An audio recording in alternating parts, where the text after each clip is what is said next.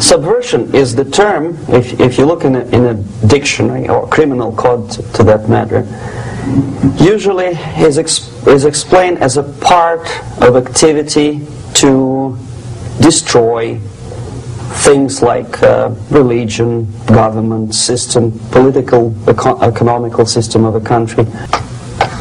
Subversion.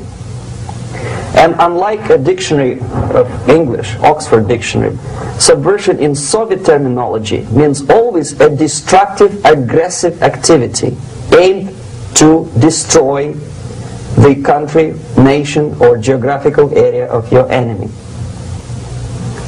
But according to the law and law enforcement systems of the Western civilization, it's not a crime. Exactly because of misconception, manipulation of terms. We think that subverter is a person who is going to blow up our beautiful bridges. No. Subverter is a student who comes for exchange, a diplomat, an actor, an artist, a journalist like myself was 10 years ago. Now, subversion is an activity which is a two-way traffic. You cannot subvert an enemy which doesn't want to be subverted. Subversion can be only successful when the initiator, the actor, the agent of subversion has a responsive target. It's a two-way traffic. The basics of subversion is being taught to every student of KGB school in USSR and to officers of military academies. What subversion is? Basically, it consists of 4 periods, time-wise. If we start from here and go this way, time, right? This is the beginning point.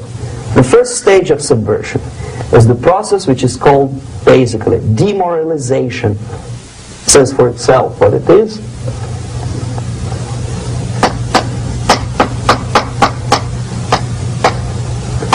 It takes from, say, 15 to 20 years to demoralize a society. Why 15 or 20 years? This is the time sufficient to educate one generation of students or children. One generation, one lifetime span of a person, a human being, which is dedicated to study, to shaping up the outlook, ideology, personality. No more, no less. Usually it takes from 15 to 20 years. What it includes? It includes influencing, or by various methods, infiltration, propaganda methods, direct contacts, doesn't really matter. I will describe them later. Of various areas where public opinion is formulated or shaped. Religion, educational system, social life, administration, law enforcement system, military, of course, and labor and employer relations, economy. Okay? 5 areas. I will not write them down because we will not have enough space. What happens here? The target country obviously does something wrong. If it's a free democratic society, there are many different movements within the society. There are obviously, in every society, there are people who are against this society. They may be simple criminals, ideologically in disagreement with the state policy, conscientious enemies, simply psychotic personalities who are against anything. Right? And finally, there are a small group of agents of a foreign nation, bought, subverted, recruited. Right? The moment all these movements will be directed in one direction, right? This is the time to catch that movement and to continue it until the movement forces the whole society into collapse, into crisis. Right? So that's exactly the martial art tactic. We don't stop an enemy. We let him go. We help him to go in the direction we want them to go. Okay?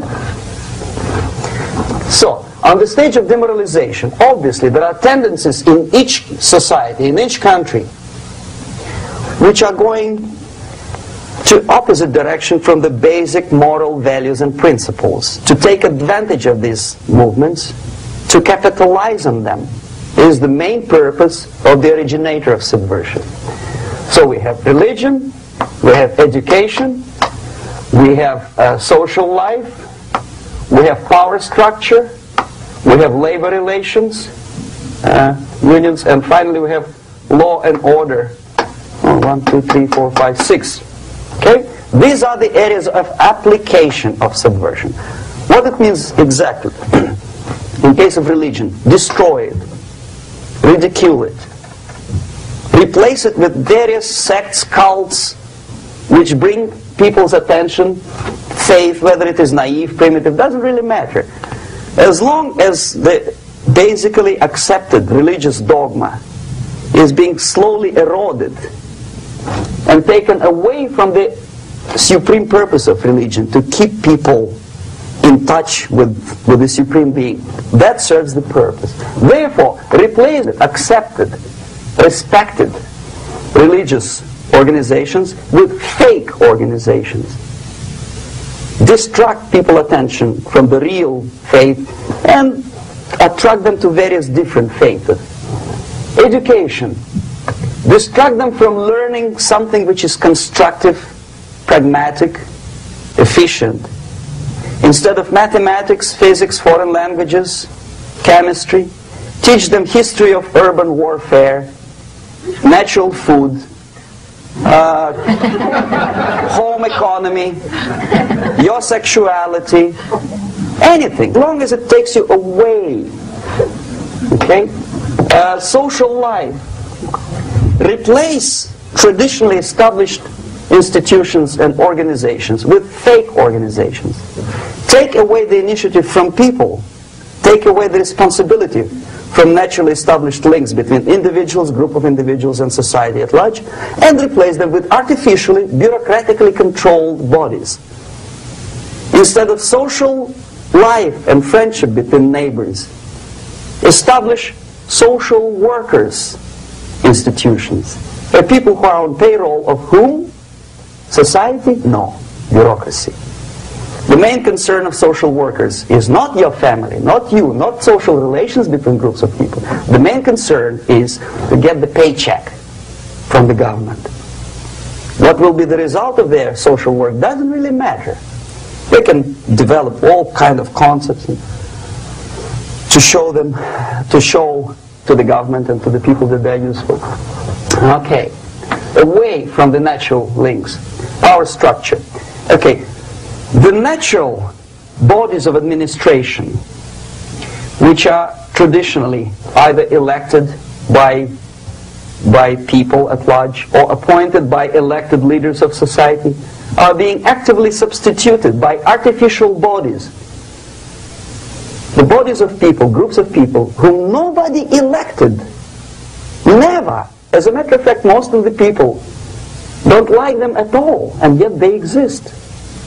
One of such group is media. Who elected them? How come they have so much power? Almost monopolistic power on your mind. They can rape your mind. But who elected them? How come they have a nerve to decide what is good and what is bad for the elected by you, president, and his administration? Power structure slowly is eroded by the bodies and groups of people who do not have neither qualification nor the will of people to keep them in power, and yet they do have power. Okay. Together with that, there is another process. Law enforcement, law and order organization and structure is being eroded.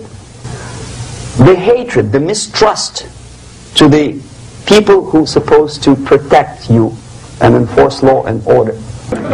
A slow substitution of basic moral principles, whereby a criminal is not a criminal actually. He's a defendant. even if his guilt is proven, there is still a doubt to kill or not to kill, to be or not to be. Thou shalt not kill, yes, but this line may not necessarily be applicable to a murderer.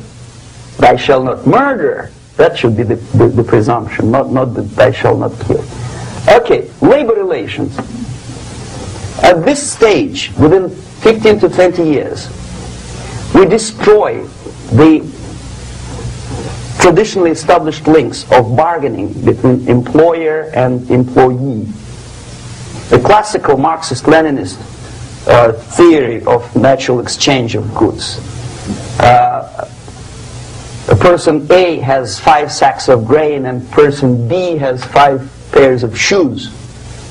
And the natural exchange without money is when they bargain between each other.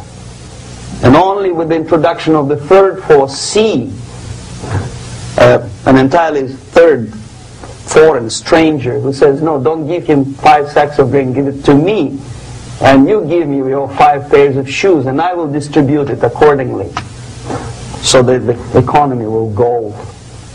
This is the death of natural exchange and death of natural bargaining. Well,